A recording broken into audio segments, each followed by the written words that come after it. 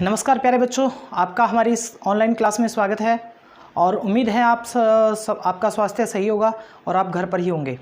तो आज प्यारे बच्चों हम बात करेंगे हिंदी व्याकरण में एक महत्वपूर्ण टॉपिक की।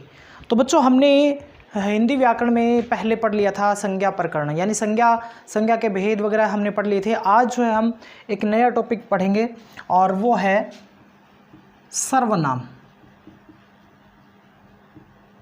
सर्वनाम देखिए, इसमें देखिए इस शब्द की जो परिभाषा जो है सर्वनाम की वो इसी में छिपी हुई है।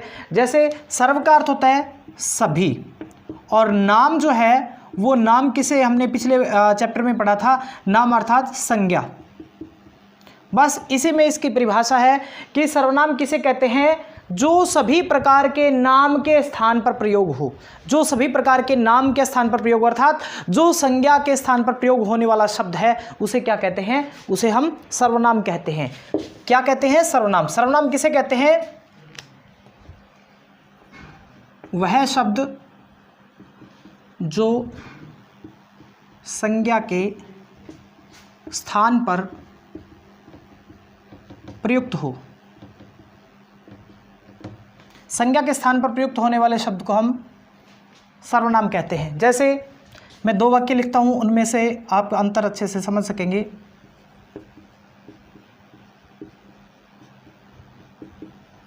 राम एक होनहार छात्र है। राम सर्वदा समय पर विद्यालय आता है।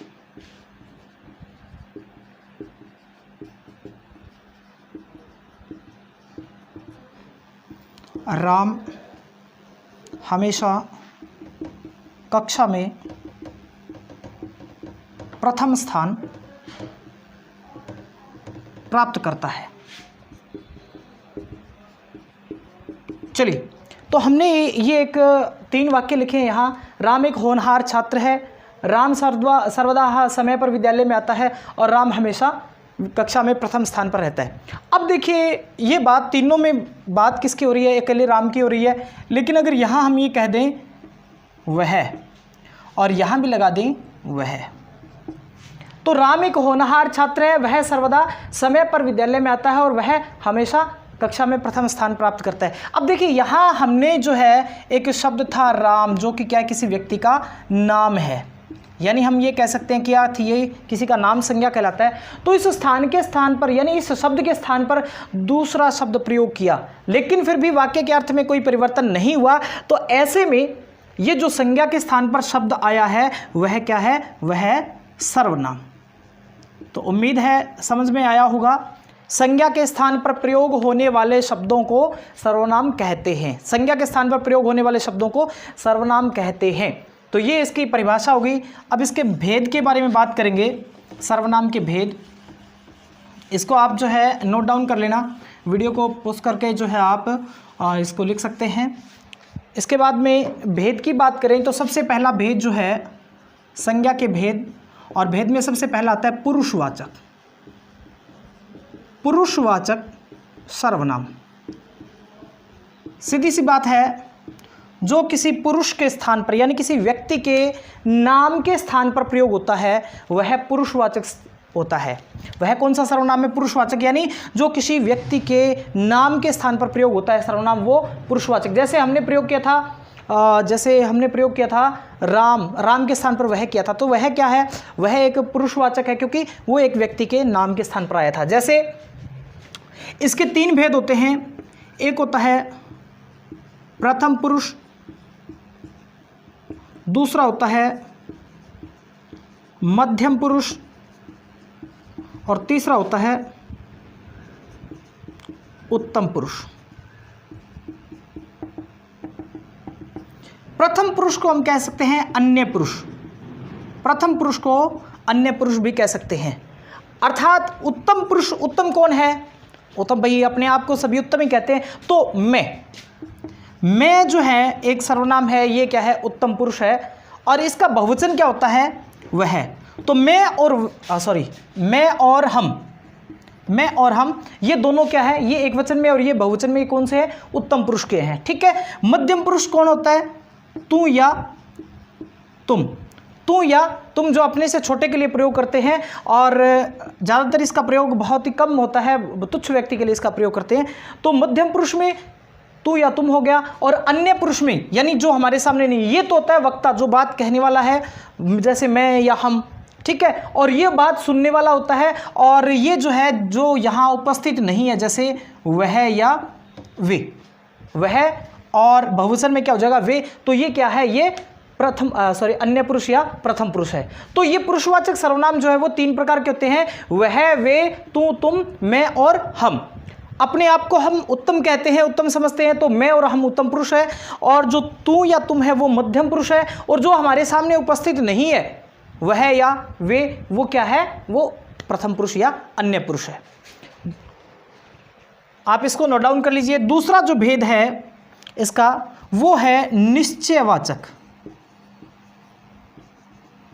निश्चयवाचक यानी जिस सर्वनाम में किसी निश्चित वस्तु के बारे में बोध हो, ऐसा शब्द जिससे किसी निश्चित वस्तु का बोध हो, जैसे यह और वह।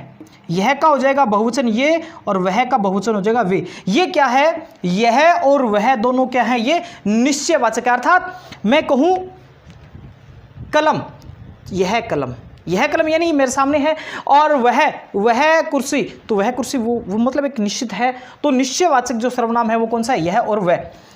तीसरा होता है अनिश्चयवाचक। अनिश्चयवाचक सर्वनाम जैसे कोई या कुछ। बाहर पैरों की आवाज़ आ रही है, आहट हो रही है, कोई आया है, रसोई में कुछ गिरा है। अब हम निश्चित नहीं है कि कौन आया है या क्या गिरा है, तो इसलिए हम क्या कहेंगे, इसको अनिश्चयवाचक कहेंगे, अनिश्चयवाचक सर्वनाम। नंबर 4 पर बात करेंगे प्रश्नवाचक। प्रश्नवाचक ऐसे सर्वनाम जिनसे प्रश्न का निर्माण होता है, जैसे क्या, कौन। ये क्या है, इनसे प्रश्न का निर्माण होता है, इसलिए ये प्रश्नवाचक सर्वनाम है। इसके अलावा जो है, मैं इनको मिटा देता हूं ऊपर वालों को, आप इसको लिख लीजिए साथ के साथ।